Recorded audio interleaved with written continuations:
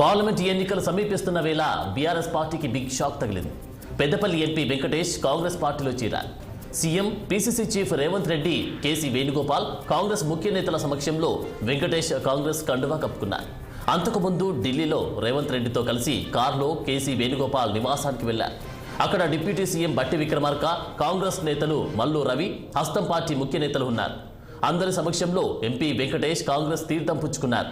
ఆయనకు వేణుగోపాల్ కాంగ్రెస్ కండువా కప్పి పార్టీలోకి ఆహ్వానించారు.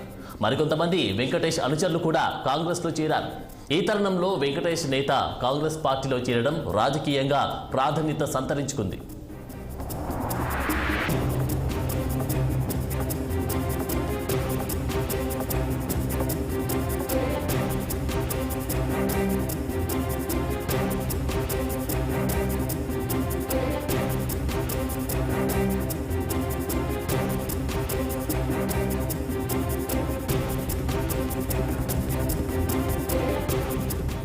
పార్లమెంట్ ఎన్నికలు సమీపిస్తున్న వేళ బీఆర్ఎస్ పార్టీకి బిగ్ షాక్ తగిలింది.